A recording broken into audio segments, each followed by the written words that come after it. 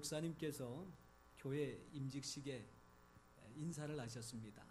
말씀을 전하시는 노회장 목사님이 계신가 하면 또 축사로 또한 격려로 임직 받는 분들과 또한 세우는 교회에 인사를 하시는 가운데에 한 목사님의 순서를 따라 교회 앞에 이런 인사를 하셨습니다. 여기 이 교회는 참 좋은 교회입니다. 그리고 참 행복한 교회입니다.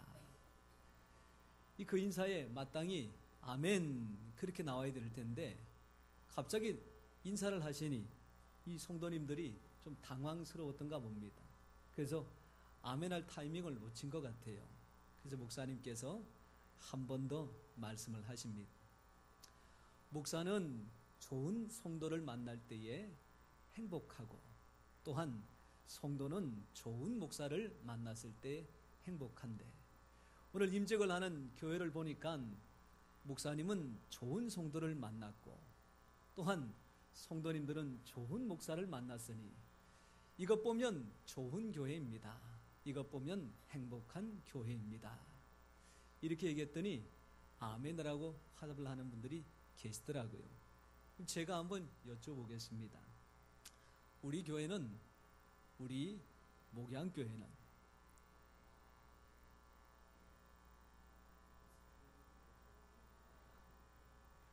좋은 교회일까요? 행복한 교회일까요? 좋은 교회는 왜 빼버리시고? 우리 목양교회는 좋은 교회이기 때문에 행복한 교회인 줄 믿습니다. 이것은 여러분들의 믿음의 고백이기 전에 저의 믿음의 고백이고 또한 확신입니다. 목사가 좋은 성도를 만나는 것만큼이나 복된 것이 없다면 저는 분명히 행복한 사람이라고 확신을 합니다. 그 사실은 처음 교회에 발을 들였을 때 가졌던 생각이고 시간이 지나면 지날수록 그것은 확신으로 그리고 분명한 증거가 있는 사실로 제 마음속에 와닿았는데 특별히 이번 세일을 하는 동안 또 분명한 증거와 확신을 갖게 되니 제가 이 믿음의 신앙의 고백을 어찌 여러분들과 안 나누고 백일재간이 있겠습니까? 참 많은 성도님들께서 기도하러 또한 세일을 함께 감당하고자 많이 애써 주셨는데 혹시라도 제가 드리는 이야기가 특정 누구를 지칭하는 이야기일까 싶어서 조심스럽긴 하지만 좋은 교회 좋은 성도님들께서 굳이 내 이름이 언급되지 않더라도 너그러운 마음으로 이해해 주시되 오히려 그것에 대하여 더 크게 기뻐하고 또한 감사하고 공감해 주시리라 그렇게 확신을 가집니다. 교육자들과 함께 모여서 제가 이런 이야기를 했습니다.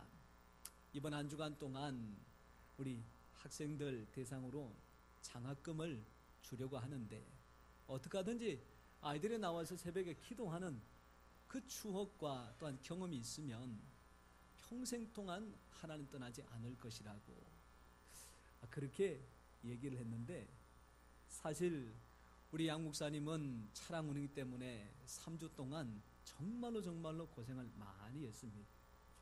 근데 우리 전도사님은 공부한다고 사실은 새벽예배 안 나왔어요. 제가 그래서 안 되겠다 싶어서 전도사님 공부한다고 새벽예배를 물론 못 나오는 거 한편은 이해는 합니다. 그러나 전도사님이 거리나 사정 때문에 못 나온다고 하더라도 아이들은 전도사님이 가르치는 아이들은 전도사님이 잘 양육해서 새벽예배 나오게 해야 되지 않겠느냐고. 사실 쉬운 건 아니거든요. 내가 나올 때에 너도 나와라 이게 힘이 있지 나는 못 나오는데 너는 나오라 쉽지 않습니다. 제가 그래서 한마디 더 했습니다. 전사님이 나오고 아이들이 나오면 물론 좋지만 못 나오더라도 아이들이 나와서 새벽 예배를 드린다 그러면 그 전사님 실력 있는 거라고. 이제 월요일 날 됐어요. 저는 말을 뱉어놨고 책임은 그분이 져야 되니까 어떻게 되나 싶어서 봤는데 세상에 7살짜리 남자아이와 9살짜리 여자아이가 부모님이 안 오시는 가운데 둘이가 새벽에 나타났습니다. 이게 어떻게 된 일일까? 그리고 부모님 없이 나온다는 게 이게 보통 어려운 게 아닌데 그 다음날 또 나왔어요.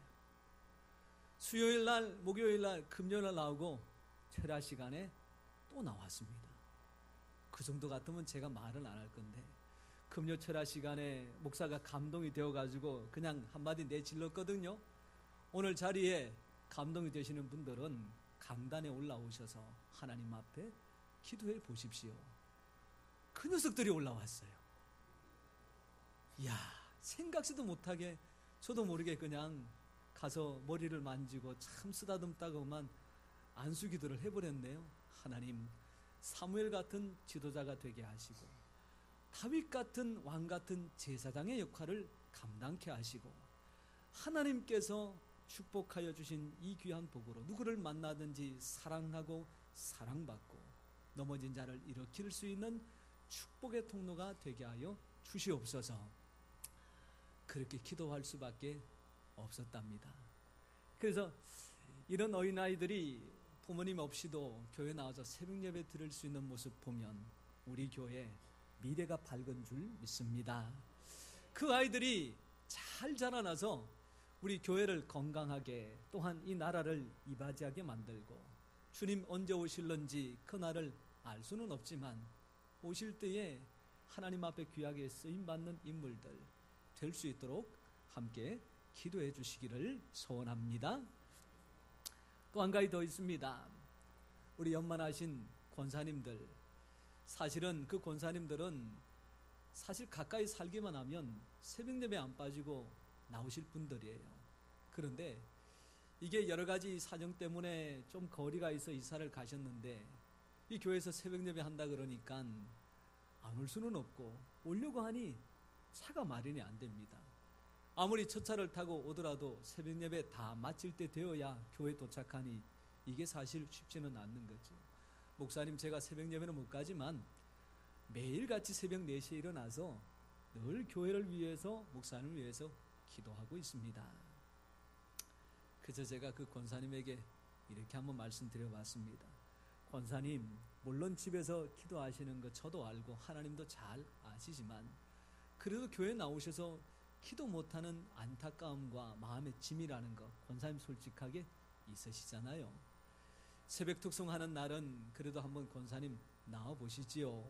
어떻게 나올 수가 있어요? 권사님 그 전날 교회 와서 주무시면 되잖아요.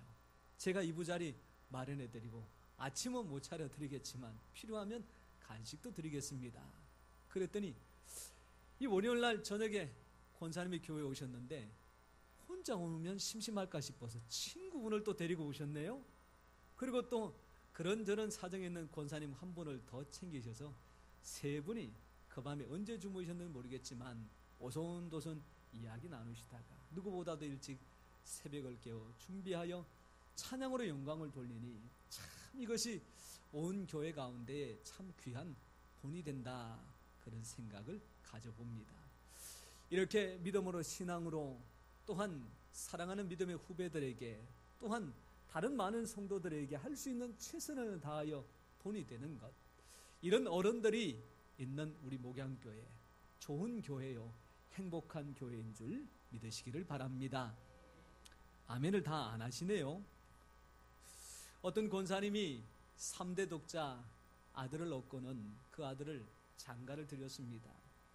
장가를 드리고 나서 이 권사님에게 오매불만 기다리는 소식은 아이를 가졌다라고 하는 소식인데 1년이, 2년이, 3년이 지나도 보통 깜깜무소식이라 4년, 5년 될 때까지 아무 소식이 없자 이 권사님이 안 되겠다 싶어서 목사님, 우리 며느리 위해서 기도해 주세요. 그래서 목사님이 오셨습니다.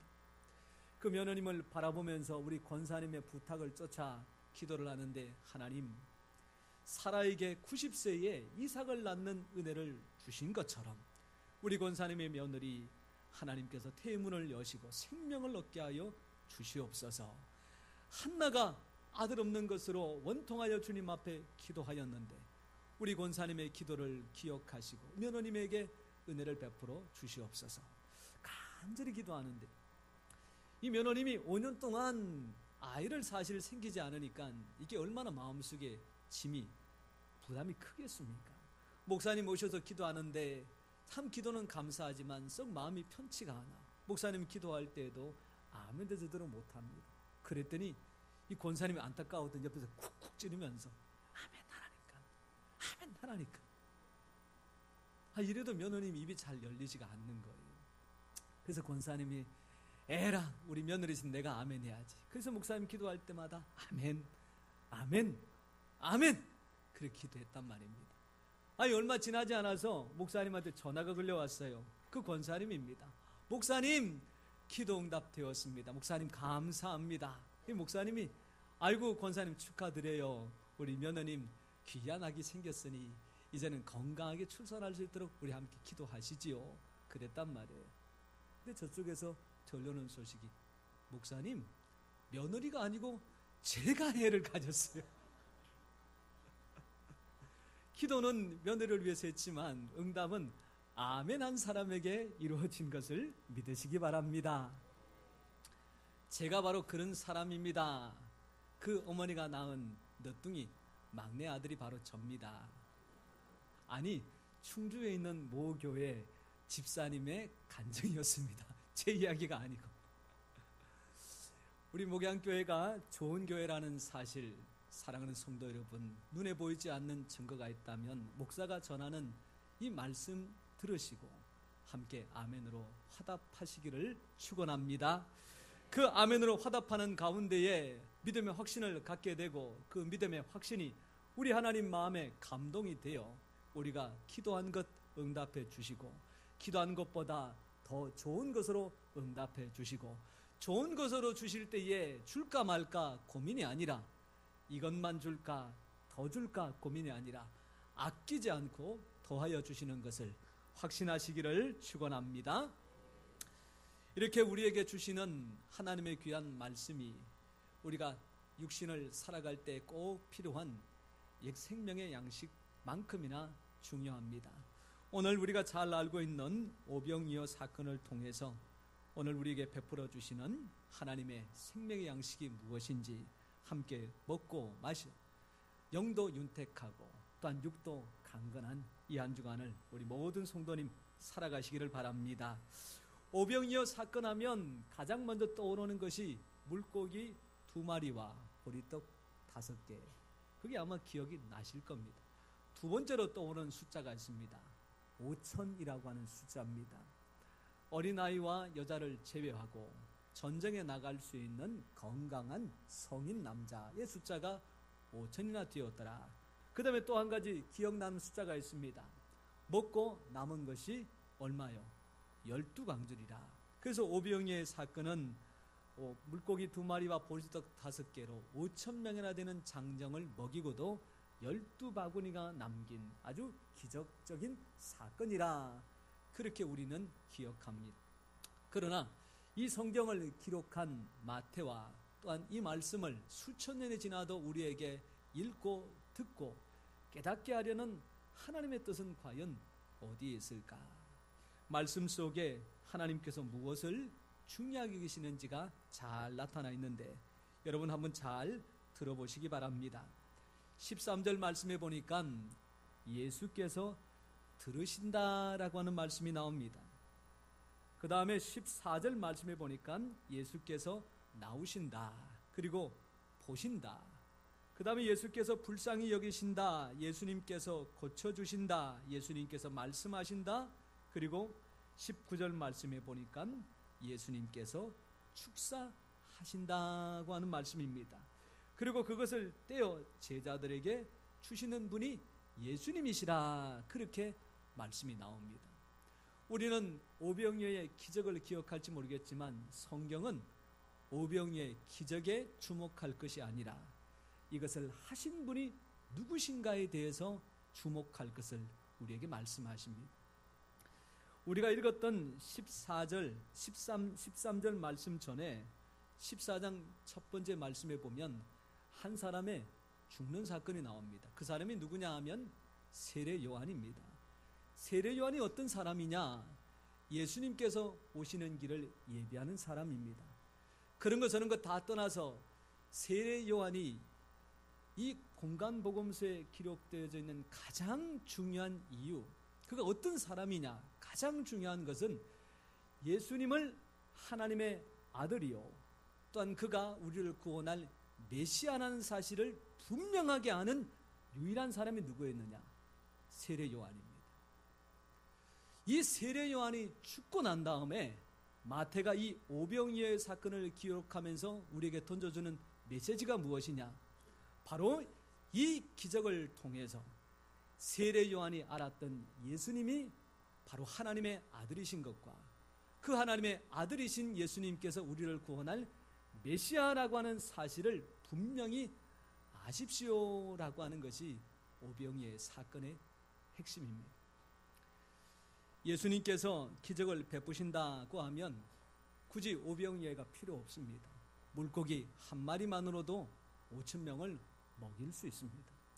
예수님께서 하신다고 하면 5천 명이 아니라 5만 명도 먹이실 수 있습니다. 예수님께서 하시고자 하면 12광주리가 아니라 120광주리도 넉넉하게 남기실 수 있습니다. 얼마나 남았느냐, 얼마나 많은 사람들을 먹였느냐, 무엇을 사용하셨느냐, 이거는 문제될 게 안 됩니다. 그것이 아니어도 상관이 없습니다. 누가 이 일을 하셨느냐, 누가 이 일을 하실 수 있느냐, 누가 이 자리에 함께하고 계시느냐. 예수님께서 함께 하신 겁니다. 예수님께서 하신 일입니다. 예수님께서 베풀어 주신 기적이라는 사실입니다.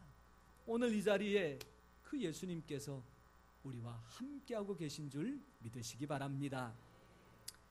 청와대라는 곳은 사람이 사는 집이지만 한 나라의 대통령이 살고 있는 집이기 때문에 청와대라고 하는 이름을 별도로 부르는 그런 장소입니다. 한 번씩 대통령이 오찬을 마련하든지 아니면 조찬 자리에 많은 필요한 사람들을 초청하여 음식을 나누는 시간들을 보게 됩니다. 그랬을 때 대통령과 함께 국수를 먹었네, 오늘은 냉면을 먹었네, 오늘은 독도새우가 반찬으로 올라왔네, 이런 이야기가 종종 들립니다. 여러분, 국수를 먹은 게 중요합니까? 냉면을 먹은 게 중요합니까? 아니면 우리는 흔히 보지도 못하는 독도새우를 먹은 게 중요합니까? 아니면 대통령과 함께 먹었다는 사실이 중요합니까? 아니, 대통령하고 국수를 먹든 냉면을 먹든 독도새우를 먹든 거기에 물 한 잔을 갖다 놓고 먹었다고 한들 그게 뭐가 중요하겠습니까? 누구랑 함께 먹었느냐, 만났느냐, 그 자리에 있었느냐, 그것이 중요한 것 아니겠습니까? 오늘 이 자리에 세상 모든 것들을 주관하시는 하나님의 아들 예수님께서 우리를 기다리고 계신 줄 믿습니다. 우리가 찾을 때에 만나주시는 분이 아니라 우리가 찾아올 것을 이미 아시고 기다리시다가 두 팔 벌려 우리를 품에 안으시고 참된 위로와 평강 가운데 하늘의 소망 천국을 경험하게 하시는 줄로 믿습니다. 좋은 냄새가 납니다. 그리고 아주 색깔을 아름답게 색칠을 했습니다. 누가 보더라도 먹음직스러운 음식입니다. 그리고는 그것을 사진을 찍어서 블로그에 올려서 많은 사람들에게 보게 합니다. 이런 일들을 전문적으로 하는 사람을 푸드 스타일리스트라고 해서 전문 직종에 해당됩니다. 이런 사람들은 음식을 다 찍고 난 다음에 그것을 굳이 먹지 않습니다. 때로는 맛만 보고 다 버리기도 합니다. 참 안타까운 것은 음식은 사람이 먹고 맛을 느끼고 또한 그 음식으로 말미암아 하루를 행복하게 그리고 건강하게 살아가야 될 것인데 그것을 그냥 사진만 찍고 버린다. 이 얼마나 안타까운 모습입니까? 오늘 교회에 와서 예수님을 만난다라고 하는 것은 우리 권사님이 예수님 만나는 모습 보니까 너무 좋습니다. 박수 쳐주고, 우리 집사님이 예수님 만나서 문제를 해결하는 거 보니까 나도 기분이 좋아요. 함께 축하해드리고, 예수님, 난 오늘 예수님 보고 갑니다. 그렇게 하기 위해서 오는 게 아니잖아요. 그 권사님이 만나는 그 예수님을 나도 만나서 내 마음의 근심들을 주님 앞에 내어 맡기고, 그 집사님의 문제를 해결해 주신 그 예수님을 나도 만나서 내 문제까지 해결해 주시는 그 예수님을 경험하게 될 때에 그것이 참된 만남입니다. 오늘 이 자리에 구경하러 오신 분 한 분도 안 계십니다. 말씀을 통하여 예수님을 만나시고 그 예수님과 함께하는 것이 얼마나 큰 복인가를 체험하는 우리 성도님 다 되시기를 축원합니다. 두 번째로 예수님과 함께하는 것이 왜 이렇게 큰 복이 될까? 그런 질문입니다. 14절 말씀해 보니까 이 질문에 대하여 아주 분명하게 성경은 해답을 제시하고 있습니다. 우리 말씀을 같이 한번 읽어보면서 그 해답을 찾아보도록 합니다. 14절 시작. 예수께서 나오사 큰 무리를 보시고 불쌍히 여기사 그 중에 있는 병자를 고쳐 주시니라. 아멘. 한 번은 교회 청년들이 이런 여름 수련회 계획을 세웠습니다. 시골에 있는 목사님이 계시지 않는 교회, 벌써 50년 60년 되었지만 동네 사람들도 많지 않아 교회는 허물어져 가고 예배 드릴 사람이 없어서 사실 고민이 있는 그런 교회, 그런 교회를 찾아가서 보수도 해드리고 또한 마을에 잔치도 해드리고 아이들이 있으면 모아서 여러분 성경학교도 하고 영화도 보여드리고 미용도 해드리고 그렇게 해서 우리가 2박 3일 동안 봉사하고 섬기는 여름 수련을 계획했습니다. 부장님, 이거 한번 잘 헤아려 주십시오. 그랬습니다. 그런데 이 부장님이 사실은 이 모 은행에 감사 일을 오랫동안 한 분입니다. 감사라는 것이 그거 아닙니까? 영수증하고 그 재정 기록부하고 맞춰가지고 하나 틀린 게 있는지 없는지 그거 찾아내는 일들이 그분들의 일입니다. 어긋나지 않고 정확하게 되어 있는지를 가늠하는 것, 찾아내는 것, 그것이 그분들의 일입니다. 한 20년을 그렇게 감사 일을 하다 보니까 교회에서 청년들이 그런 계획서를 올렸을 때에 잘한다, 한번 해봐라, 내가 할 수 있는 일 다 도와줄게, 목이 이까지 찼는데 정작 입에서 나가는 말은 야, 너희들 중에 목수일 할 줄 아는 사람 있어? 못질 하는 사람 있어? 톱질 할 줄 알아? 해봤어? 아니, 그런데 무슨 보수를 한다고? 페인트 칠은 해본 사람 있어? 너희들 수성하고 유성하고 구별할 줄도 알아? 이렇게 이야기를 하기 시작하니 청년들이 한두 마디 대답하다가 아이고, 이거 여름 수련회 계획은커녕 오히려 더 마음에 무거운 짐만 갖게 되었습니다. 그 부장님하고 나중에 이야기를 해보니까 그분이 하는 이야기가 목사님, 저도 격려해 주고 싶은데 직장을 한 20년 다니다 보니까 정말로 입에서 원치 않는 말이 많이 나와서 참 제가 청년들한테 별 면목이 없습니다. 그렇게 솔직하게 속내를 말씀하시더라고요. 오늘 이 자리에 나와 있습니다. 우리 모두가 일주일을 어떻게 살았는지는 잘 모릅니다. 그런데 다 아시는 분이 계세요. 예수님이십니다. 누구를 만나서 거짓말을 했는지, 속으로 욕을 했는지, 험담을 했는지, 도마에 올려놓고 난도질을 수없이 했는지 안 했는지, 남편의 밥을 차려주면서 이 밥 먹고 밥이 되어라고 말하기보다는 에이! 그 한마디 말 속에 모든 감정들을 실어놓았던 것도 우리 주님은 다 아십니다. 그런 부분들 하나하나 지적하면서 했니? 안 했니? 잘했니? 못했니? 그렇게 하면 되겠니? 안 되겠니? 그렇게 한다 그러면 주님 앞에 나와 있을 사람이 누가 있겠습니까? 오늘 예수님 앞에 수많은 사람들이 나와 있습니다. 거기에는 보니까 가난한 사람들이 있습니다. 왜? 나도 목수일 해가지고 어머니하고 동생들 다 달부며 건사했던 사람인데 열심히 노력하고 애쓰면 풀칠할 수 있고 가난을 극복할 수 있지, 왜 게을러 터져가지고 말이야, 그렇게 책망하지 않으셨습니다. 남편은 이런 과부가 있습니다. 전쟁통에 남편 잃은 사람이 당신 하나밖에 없느냐고, 여자가 혼자 있지만 애쓰고 수고하면 풀칠할 수 있고 자식들 먹여 살릴 수 있는데 왜 절망하고 있느냐고 그렇게 나무라지 않으십니다. 부모를 잃어버린 고아들이 있습니다. 아버지를 전쟁통에 잃어버리고 어머니가 집을 떠나서 도망가 버린 채 남아있는 그 아이들, 나도 아버지 일찍 잃었지만 목수일을 통해서 어머니와 동생들을 건사했는데 아니 부모 없는 녀석이 너 하나뿐이냐고 그렇게 책망하거나 나무라지 않으셨습니다. 가난한 자들에게 얼마나 힘이 드느냐고, 얼마나 사는 것이 어려우냐고 그들의 마음을 위로해 주셨습니다. 과부된 자들에게 기둥 같은 남편 없어 혼자 사는 것이 얼마나 부담스럽고 힘이 되냐고 그렇게 마음을 만져 주셨습니다. 부모 없는 자녀들에게 내가 없는 부모 대신 너희들을 돌봐주겠다라고 그들의 마음을 이해해 주셨습니다. 이 모든 내용을 오늘 성경은 딱 한마디로 요약하여 말씀하시기를, 예수께서 그 앞에 나온 모든 사람들 하나하나를 불쌍히 여기사 그 사람들의 아픔과 힘든 부분들을 책망하시기보다 오히려 하나하나 공감해 주시는 예수님의 모습입니다. 오늘도 우리의 모습 마찬가지입니다. 주님 앞에 나와 있지만 안타깝고 잘못된 모습들이 많습니다. 그럼에도 불구하고 주여 불쌍히 여겨 주시옵소서. 그럴 때에 우리 예수님의 위로가 그 마음에 소망을 갖게 만드는 줄 믿습니다. 제가 세일에 기도하는 가운데에 마음속에 참 감동된 게 하나 있습니다. 참 사람이 하기 쉬운 실수가 뭐냐 하면, 나는 기도하는데 왜 너는 기도 안 하냐라고 하는 이야기예요. 예를 들어서 어린아이들이 부모님 안 오시는데도 새벽에 나왔어요. 그 엄마가 그게 너무 보기 좋아가지고 집에 가서 잠자는 아이 엉덩이를 걷어차면서 야, 7살짜리도 나오는 새벽 예배 너는 도대체 뭐하냐고 한마디 했다 그러면 걔는 아마 평생 새벽 예배 안 나올 겁니다. 근데 우리 권사님 집사님들도 마찬가지예요.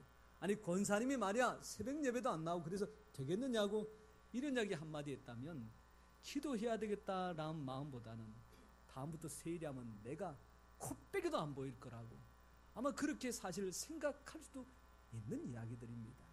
그런데 보니까 그렇지가 않아요. 기도하러 못 나오는 그 권사님이나 집사님의 성도님을 위해서 우리 구역장님들이 또 기도하시는 분들이 집사님 많이 힘들지요. 내가 집사님 위해서 기도 많이 하고 있어요. 힘내세요. 용기 내세요. 그리고 우리 할 수만 있다면 같이 기도하십시다. 그러니 세례가 다 지나가는데도 잡음이 없습니다. 조용하게 지나가고 그저 기도합시다. 하나 됩시다. 힘을 냅시다. 그런 말들만 교회 가운데 가득한 것, 우리 교회가 정말로 정말로 좋은 교회예요. 우리 모두에게 하나님께서 큰 은혜를 베풀어 주신 증거인 줄로 믿습니다.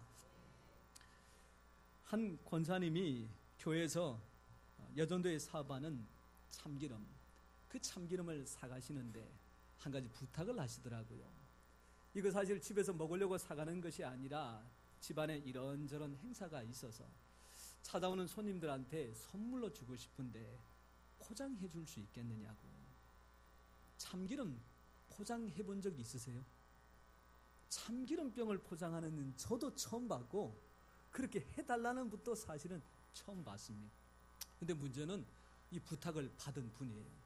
참기름을 팔아야 한 병에 얼마 남지도 않는데 이게 내 주머니에 들어가는 것도 아니고 교회 귀한 일들을 위해서 여전도의 기금으로 하나하나 적립이 되는 건데 이거 부탁을 들었으니 안 해드릴 수는 없고, 그래서 적당한 포장지를 찾고 그리고 거기다가 묶을 리볼 끈도 찾고 또 이제 모양을 낼 수 있는 핑킹 가위도 찾고 준비는 다 됐는데 이 포장을 하려고 그러니 또 내가 고민입니다. 그래서 포장을 잘할 수 있는 사람을 찾아서 포장할 때 보니까 4사람이 모여가지고 그 일을 위해서 헌신하고 있더라고요.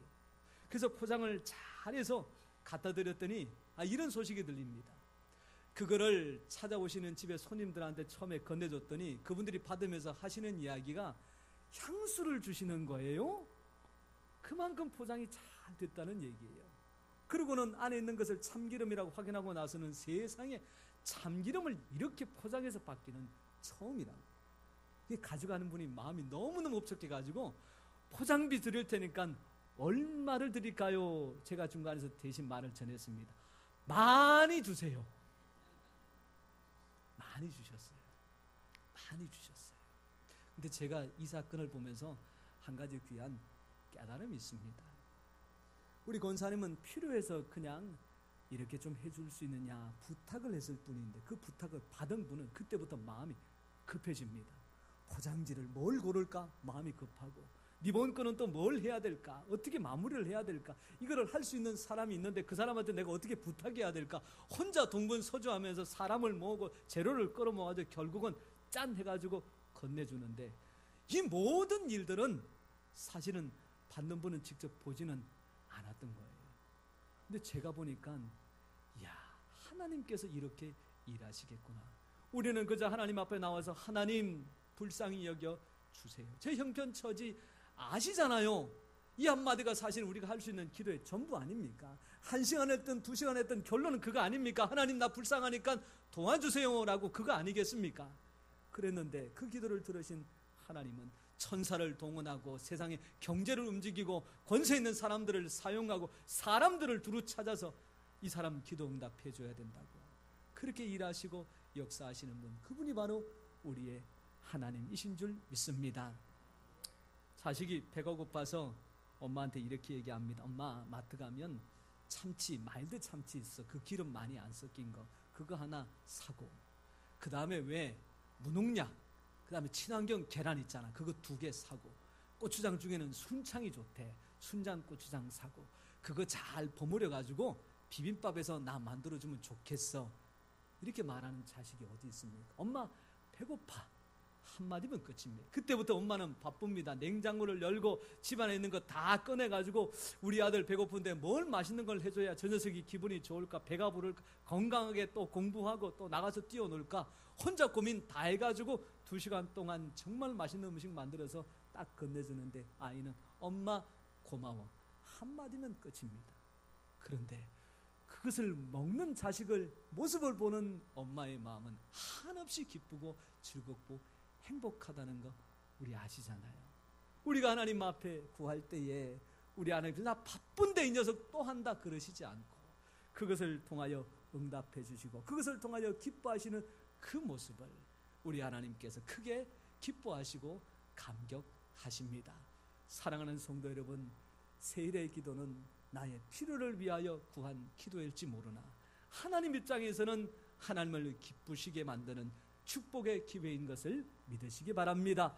기도하여 하나님을 기쁘시게 만들었다면 앞으로도 기도하여 우리 하나님을 기쁘시게 만들어갈 때에 기쁨을 받고 누리신 우리 하나님께서 우리에게 꼭 필요한 좋은 것들로 날마다 풍성하게 채워주실 것을 확신하시기를 축원합니다. 기도하겠습니다. 하나님 아버지, 말씀을 통하여 생명의 양식을 공급하여 주시니 감사합니다.